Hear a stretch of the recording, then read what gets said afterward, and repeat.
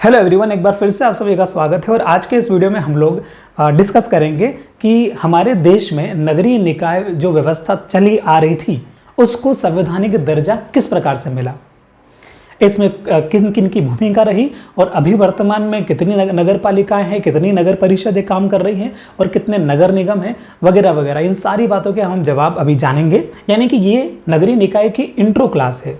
इसके अंदर हम थोड़ा सा नगरीय निकाय का परिचय देखेंगे और फिर आने वाली जो क्लास होंगी उनमें हम लोग जो अलग अलग आर्टिकल हैं इससे संबंधित उसमें क्या क्या चीज़ें लिखी गई हैं उसके बारे में डिस्कस करेंगे। तो चलिए शुरू करते हैं। देखिए, हमारे देश में नगरीय निकाय को लागू करने के लिए एक संविधान संशोधन बिल बनाया गया।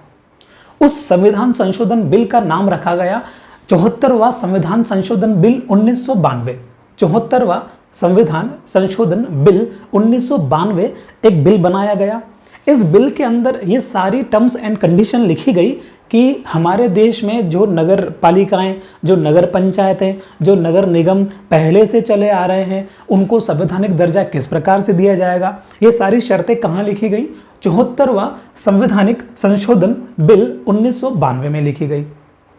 इस बिल को राज्यसभा लोकसभा दोनों जगह पास किया गया और उसके बाद हमारे उस समय के जो तत्कालीन राष्ट्रपति थे श्री शंकर दयाल शर्मा, आप जानते हैं हमने पंचायती राज वाली क्लासों में इनके बारे में पहले पढ़ा है। तो श्री शंकर दयाल शर्मा जो थे वो उस वक्त क्या थे? राष्ट्रपति थे। उन्होंने इस बिल को लागू किया। किस तारीख को लागू किया? 1 जून 1993 को हमारे देश में इस नगरीय निकाय को क्या हुआ? संवैधानिक दर्जा दिया गया। इतनी बात आपको क्लियर है। और उस वक्त के जो हमारे प्रधानमंत्री थे वो कौन थे? पीवी नरसिम्हा राव। यानी कि दो चीजें आपको याद रखनी है। एक तो ये कि प्रधानमंत्री कौन थे? पीवी नरसिम्हा राव थे जब इसको संवैधानिक दर्जा दिया गया, लागू किया गया उस वक्त। और राष्ट्रपति कौन थे? श्री शंकर दयाल शर्मा। और जो नगरीय निकाय है ये कब लागू हुआ? 1 जून 1993 को। कहाँ लागू हुआ? हमारे पूरे देश में लागू हुआ। और उसके बाद वो राज्यों के ऊपर छोड़ दिया गया कि आपको आने वाले 1 साल के अंदर अपने अकॉर्डिंग लागू इसको करना है। ठीक है। जब ये बिल बनाया जा रहा था तो जो हमारे संविधान का भाग 9A है, जो भाग 9A है उसमें कुछ अनुच्छेद जोड़े गए। अनुच्छेद कौन से जोड़े गए? अनुच्छेद 243P से, यानी कि आर्टिकल 243P से आर्टिकल 243ZG। इसमें आर्टिकल 243P से शुरू हो रहा है और हमने पंचायती राज व्यवस्था कहाँ खत्म करी? 243O पे खत्म करी। आपने देखा होगा कि पंचायती राज व्यवस्था में कुल मिलाकर 16 आर्टिकल हैं, जो कि आर्टिकल 243, आर्टिकल 243A, फिर आर्टिकल 243B, ऐसे करके वो कहाँ तक आ गए थे? आर्टिकल 243O तक आ गए थे। तो 16 जो वो आर्टिकल थे वो काय से संबंधित थे? पंचायती राज से। अच्छा, आर्टिकल 243O के बाद क्या आएगा? आर्टिकल 200O के बाद 43O के बाद आएगा आर्टिकल 243P। तो ये जो आर्टिकल है ना, आर्टिकल 243P से जो शुरू हो रहे हैं अब ये कहाँ तक जाएंगे? ये आर्टिकल 243P के बाद फिर Z तक जाएंगे, जैसे ABCD के हिसाब से। और उसके बाद Z के बाद ZA आएगा, यानी कि आर्टिकल 243ZA, आर्टिकल 243ZB, फिर आर्टिकल 243ZC, ऐसे करके कहाँ तक जाएंगे? आर्टिकल 243ZG तक। तो ये कुल मिलाकर कितने हो जाएंगे? ये कुल मिलाकर 18 हो जाएंगे। तो कहने का मतलब जो नगरीय निकाय वाली जो व्यवस्था है जिसको संवैधानिक दर्जा दिया गया है उसके अंदर कुल मिलाकर 18 आर्टिकल हैं। कहाँ से शुरू होते हैं? आर्टिकल 243P से शुरू होते हैं और आर्टिकल 243ZG तक जाते हैं। तो ZG तक वो जाते हैं, जब हम उनको काउंट करते हैं तो वो 18 निकलते हैं। और जैसे हमने पंचायती राज व्यवस्था में अनुसूची जोड़ी थी एक, ऐसे यहाँ पर भी नगरीय निकाय में एक अनुसूची जोड़ी गई, 12वीं अनुसूची। 12वीं अनुसूची जोड़ी गई और उसके अंदर कुल 18 विषय शामिल किए गए। कुल 18 विषय शामिल किए गए।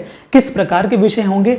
ये वही विषय होंगे कि किसी भी नगर को किस प्रकार से स्वच्छ रखा जा सकता है और उसको बेहतर बनाने के लिए जो सारी भी सुविधाएं दी जा सकती है पब्लिक को, वो सारे विषय इसके अंदर रखे गए।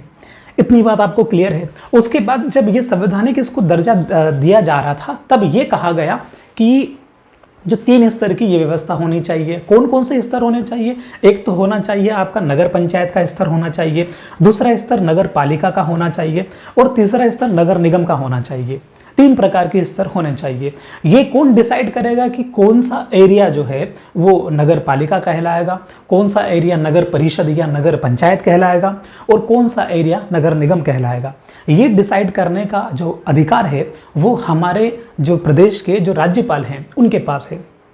यानी कि गवर्नर चाहे तो वो अपने अकॉर्डिंग किसी एरिया को नगर पंचायत, नगर पालिका, नगर निगम बना सकते हैं। लेकिन इस बिल में जो जनसंख्या का क्राइटेरिया रखा गया है उसके अनुसार उनको काम करना होगा। लेकिन अधिकार किसको है? अधिकार राज्यपाल को है। इतनी बात भी आपको क्लियर है। उसके बाद अभी जो हमारे यहाँ अभी जुलाई के अंदर जो चुनाव हुए थे मध्य प्रदेश में, नगरीय निकाय के चुनाव आपको पता है, आप शहरी क्षेत्र से होंगे तो आपने वोट दिया होगा। तो अभी चुनाव हुए थे हमारे यहाँ पे 2022 में, 2-3 महीने पहले ही। तो ये जो चुनाव हुए थे ना, इन चुनाव के आधार पे अभी हमारे प्रदेश में नगर पंचायतें कुल 298 है। 298 नगर पंचायतें या नगर परिषदें हमारे यहाँ पे काम कर रही हैं। इतनी बात क्लियर है। उसके बाद 99 नगर पालिकाएं काम कर रही हैं एमपी के अंदर अभी वर्तमान में, ठीक है। और नगर निगम 16 काम कर रहे हैं। 16 नगर निगम काम कर रहे हैं और इन 16 नगर निगम में अभी जो है क्या हुए थे, चुनाव भी आयोजित किए गए थे महापौर पद के लिए, पार्षद पद के लिए, इस प्रकार से। तो आप क्या समझे? आप समझे कि 3 स्तर की होनी चाहिए। कौन से स्तर होंगे? नगर पंचायत, नगर पालिका, नगर निगम। नगर पंचायत जो है वो ज्यादा होगी, ऑब्वियसली बात है। कितनी है? 298 है, याद रह जाएगी संख्या।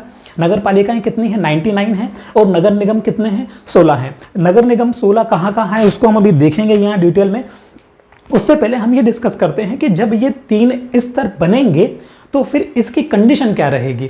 वैसे तो ये कंडीशन जो है ये हम जो आर्टिकल पढ़ेंगे ये वाले, इसमें भी डिस्कस करेंगे, लेकिन उसमें डिटेल में नहीं कर पाएंगे। इसलिए हम इसमें क्या कर रहे हैं, यहीं पे इसको डिस्कस कर रहे हैं, ताकि हो सकता है यहाँ से कुछ क्वेश्चन बन जाए तो अपना बहुत सारा डेटा एक ही जगह इकट्ठा हो जाएगा इससे।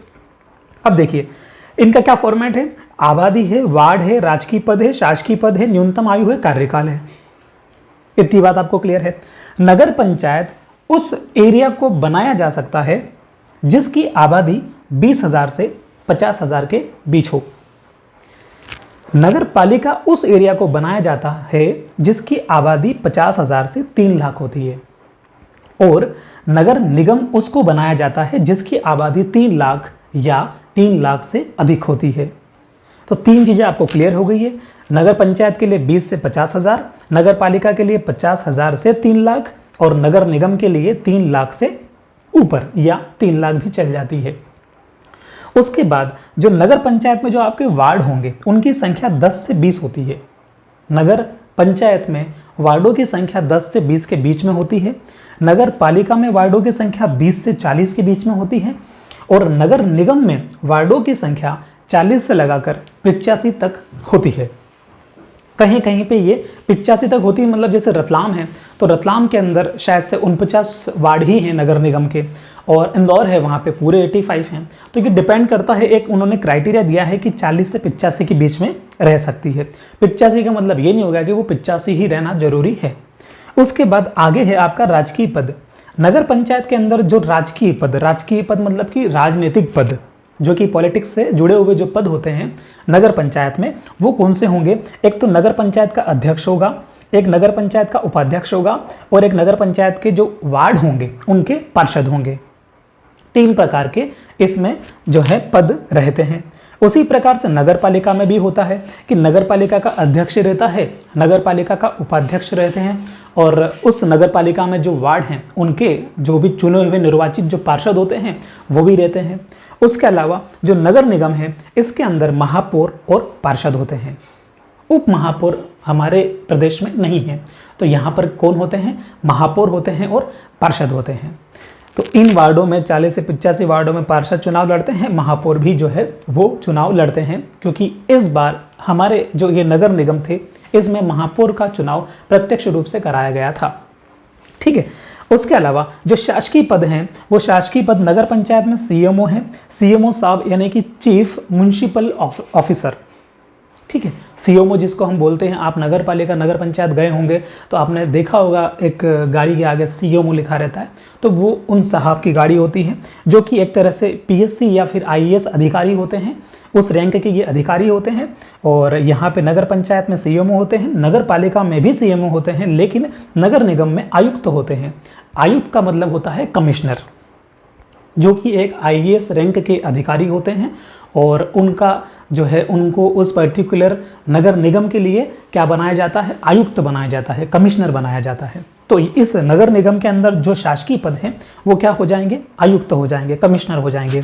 उसके बाद जो न्यूनतम आयु है नगर पंचायत में, यदि आपको चुनाव लड़ना है तो नगर पंचायत के चुनाव लड़ने के लिए आपकी न्यूनतम आयु 21 वर्ष होनी चाहिए। आप 21 वर्ष के एटलीस्ट होंगे तो आप चुनाव लड़ पाएंगे।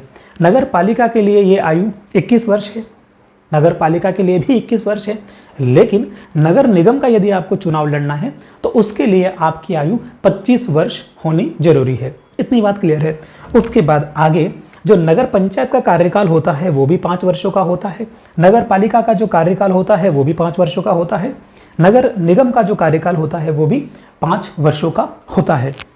इसके अलावा एक्स्ट्रा जो फैक्ट है वो क्या क्या हो सकते हैं इस वाली जो चुनाव हुए हैं उसके आधार पे, कि ये जो महापौर है, इन्होंने जब इलेक्शन लड़ा था ना अभी, तो इनकी जो जमानत राशि होती है, आपने सुना होगा एक धरोहर राशि होती है, जमानत राशि जमा करवानी पड़ती है हमको इलेक्शन जब हम लड़ते हैं तब। तो महापौर के लिए इस बार की जो राशि थी वो 20,000 रुपये थी। कितने रुपए थी? 20,000 रुपये। महापौर का यदि कोई इलेक्शन लड़ेगा तो उसको 20,000 रुपये पहले जमा करवाने थे एज ए जमानत राशि।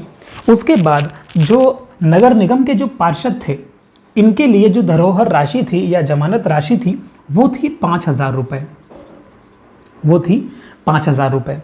फिर तो ये तो थी नगर निगम के लिए, यानी कि नगर निगम में ही महापौर का चुनाव होगा। और कितनी राशि है चुनाव लड़ने के लिए? 20,000 राशि थी। इस बार याद रखना है, कभी हो सकता है क्वेश्चन बन जाए कि महापौर इस बार जो नगर निगम में इलेक्शन हुए थे उसमें महापौर के लिए कितनी जमानत राशि थी? आंसर लग जाएगा 20,000। और नगर निगम के पार्षद के चुनाव लड़ने के लिए कितनी राशि थी? तो आंसर लग जाएगा 5,000। बाकी यदि आप नगर पालिका का जो है पार्षद का चुनाव लड़ रहे हैं तो इसके लिए जो धरोहर राशि या जमानत राशि थी वो थी 3,000। और नगर पंचायत के लिए जो पार्षद का चुनाव लड़ रहे हैं उनके लिए जो धरोहर राशि थी वो थी 1,000। इतनी बात आपको क्लियर है। आप सोच रहे होंगे यहाँ अध्यक्ष और अध्यक्ष को क्यों नहीं लिखा है, उन्होंने क्यों चुनाव वगैरह धरोहर राशि जमा करके नहीं लड़ा? क्योंकि इनका चुनाव अप्रत्यक्ष होता है। तो कहने का मतलब ये है कि जो यहाँ के उपाध्यक्ष अध्यक्ष, यहाँ के भी अध्यक्ष उपाध्यक्ष, इनके जो चुनाव होंगे वो अप्रत्यक्ष होंगे। महापौर, नगर निगम के महापौर, नगर निगम के पार्षद और नगर पालिका के पार्षद, नगर पंचायत के पार्षद, इन चारों के चुनाव जो होते हैं वो कैसे होते हैं? प्रत्यक्ष रूप से होते हैं। प्रत्यक्ष का मतलब है कि जनता चुनती है, अप्रत्यक्ष का मतलब है कि जिनको हम चुनते हैं वो उनको चुनते हैं। आप अच्छे से क्लियर कर रहे होंगे अगर आपने पुरानी क्लासेस देखी होंगी तो क्या सीखा हमने? 20,000 रुपये महापौर के लिए, पार्षद जो नगर निगम के हैं उनके लिए 5,000, नगर पालिका के पार्षद के लिए 3,000 और नगर पंचायत के पार्षद के लिए 1,000। इनका कार्यकाल कितना हो गया है? 5-5 वर्ष का हो गया है। याद रखने वाली बात है कि महापौर का चुनाव, नगर निगम में चुनाव लड़ने के लिए 25 साल की एज होना आवश्यक है। ठीक, आगे बढ़ते हैं। अब देखते हैं हम कि ये जो हमने लिखा है ये क्या है। देखिए 16 नगर निगम है। आप 99 नगर पालिका याद नहीं कर सकते, 298 भी याद करना हमको आसान नहीं होगा, लेकिन नगर निगम क्योंकि 16 है तो उनको याद करना चाहिए। इसलिए याद करना चाहिए क्योंकि इनकी संख्या 16 है और एग्जाम पॉइंट ऑफ व्यू से क्वेश्चन कभी आ जाए कि इनमें से, इन 4 जिलों में से कहाँ कहाँ नगर निगम है या कहाँ नहीं है, तो हम आंसर कैसे लगाएंगे, उसके लिए हमने ये एक्स्ट्रा जो डिटेल है वो निकाली है। अब इसको क्या करना है, इसको समझने से पहले एक डेटा ऊपर छूट रहा है, वो ये है कि मध्य प्रदेश नगर पालिका अधिनियम 1994, मध्य प्रदेश में जैसे पंचायती राज में मध्य प्रदेश एवं पंचायती ग्राम स्वराज अधिनियम के अंतर्गत पंचायती राज व्यवस्था लागू की गई है, इसी प्रकार से भारत में तो ये संवैधानिक बना दिया गया था 74वां संविधान संशोधन, लेकिन मध्य प्रदेश में उसको कैसे लागू किया? मध्य प्रदेश नगर पालिका अधिनियम 1994 के अंतर्गत ये लागू हुआ है। जो सब कुछ ये लागू हुआ है ये सारा उसके अंतर्गत हमारे प्रदेश में लागू हो रहा है। आपको ये समझना है कि 16 नगर निगम जो है वो किस प्रकार से हैं। देखो यहाँ पर मैंने 10 संभाग लिख दिए हैं। हमारे प्रदेश में कितने संभाग है? हमारे प्रदेश में कुल 10 संभाग है। इंदौर संभाग उज्जैन संभाग, ग्वालियर संभाग, चंबल संभाग, रीवा संभाग, शहडोल संभाग, सागर संभाग, भोपाल संभाग, नर्मदापुरम संभाग और जबलपुर संभाग। 10 हमारे प्रदेश में संभाग है। इसमें जिले कितने हैं उनसे हमको मतलब नहीं है, हम ये पढ़ रहे हैं कि इनमें नगर निगम कितने हैं। तो देखिए शुरुआत करते हैं इंदौर से। एक तो इंदौर अपने आप में नगर निगम है। इंदौर के पास में कौन है? खंडवा है, जो कि इंदौर संभाग के अंदर खंडवा है। और कौन है? बुरहानपुर है। इंदौर संभाग से 3 नगर निगम हैं। कौन कौन से? एक तो इंदौर, एक खंडवा और एक बुरहानपुर। कौन कौन से? इंदौर के अंदर एक तो इंदौर, एक खंडवा और एक बुरहानपुर। ये 3 नगर निगम कौन से हो गए? आपके इंदौर संभाग से। इंदौर के पास में उज्जैन संभाग में आ जाते हैं। उज्जैन संभाग में एक तो नगर निगम उज्जैन में ही है। उज्जैन के इधर चलते हैं तो देवास आता है, उज्जैन के इधर चलते हैं तो रतलाम आता है। तो 3 नगर निगम ये हो गए। कौन कौन से? उज्जैन, देवास, रतलाम। तो कितने नगर निगम हमने याद कर लिए? इंदौर में कितने हैं? 3 हैं। इंदौर, खंडवा, बुरहानपुर। उज्जैन में कितने हैं? उज्जैन, देवास, रतलाम। 3 और 3 6 नगर निगम हो गए। उसके बाद हमको और कहाँ जाना है? फिर हम चलते हैं नीचे, ग्वालियर संभाग। ग्वालियर संभाग में कितने नगर निगम हैं? सिर्फ एक। ग्वालियर अपने आप में ही है। और ग्वालियर में मैंने दतिया लिखा है। दतिया इसलिए लिखा है कि ये अभी प्रस्तावित है, बना नहीं है। तो आपको ये भी याद रखना है कि दतिया प्रस्तावित है। लेकिन हाँ, क्वेश्चन आता है कि कितने नगर निगम है, तो 16 ही लगेंगे। तो फिर ये 2 एक्स्ट्रा नहीं जोड़ने हैं, है ना। इनको जोड़ेंगे तो 18 बन जाएंगे।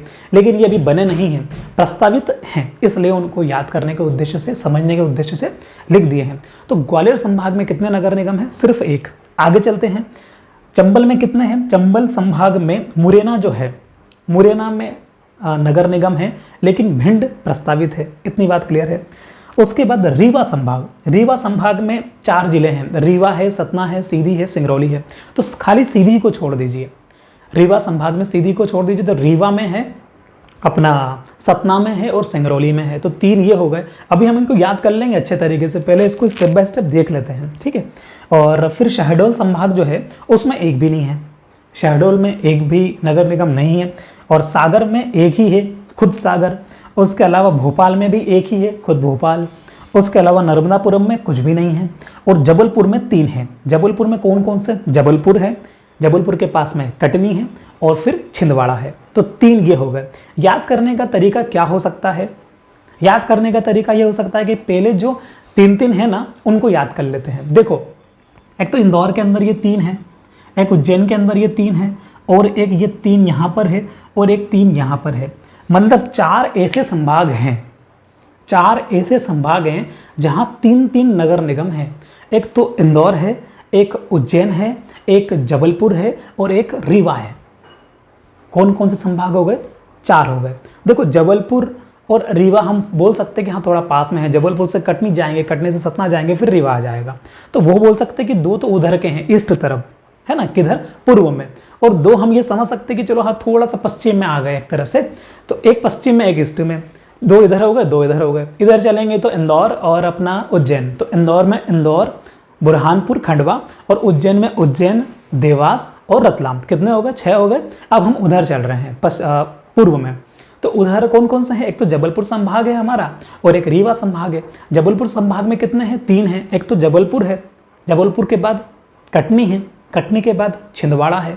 3 ये हो गए। तो कितने हो गए कुल? 3 और 3 6 और 3 9 हो गए। उसके बाद एक और संभाग है वहाँ पास में, कौन सा? रीवा। रीवा में कितने हैं? रीवा में एक रीवा खुद में है, फिर सतना में है, उसके अलावा फिर कहाँ है? फिर आपका सिंगरौली में है। तो 3 जिले वो हो गए। कुल मिलाकर कितने हो गए? 12 हो गए। तो 12 तो ये हमको वैसे भी याद हो गए। इसके अलावा सिंगल कहाँ है उनको देख लेते हैं। एक तो ग्वालियर में सिंगल है कि ग्वालियर में, खुद में ग्वालियर में है, भोपाल में सिंगल है, सागर में सिंगल है। उसके अलावा आपका जो है चंबल में भी सिंगल है। यानी कि ये ग्वालियर, चंबल, सागर, भोपाल, यहाँ पे क्या क्या है आपके? सिंगल है। कितने हो गए? 1 2 3 4। जो 4 हैं ये सिंगल है। तो कुल मिलाकर 3, एक तो 3 है, मतलब कि 3 चौक 12 तो वो हो गए, बाकी सिंगल है। 13 14 15 16। यानी कि सागर, भोपाल, आपका सागर, भोपाल और मुरैना और ग्वालियर, ये हो गया। 2 आपको याद रखने, दतिया और भिंड जो हैं वो क्या हैं? दतिया और भिंड है वो प्रस्तावित हैं। उम्मीद करता हूँ आपको ये पूरा जो क्लास है समझ में आ गई होगी। जो इसमें आपको इसी प्रकार से नोट्स बना लेने हैं जैसा आपको लगता है वैसा। और अगली क्लास में हम लोग अगली क्लास में हम लोग ये जो आर्टिकल हैं अनुच्छेद 243 से लगाकर अनुच्छेद 243 ZG में क्या क्या है उसको लेके आएंगे। ज़रूरत लगी तो 2 या 3 क्लास में उसको विभाजित करेंगे, क्योंकि 18 आर्टिकल है, एक साथ नहीं पढ़ पाएंगे। और उम्मीद करता हूँ कि आपको क्लास पसंद आई है। मिलते हैं अगले वीडियो में। Thank you.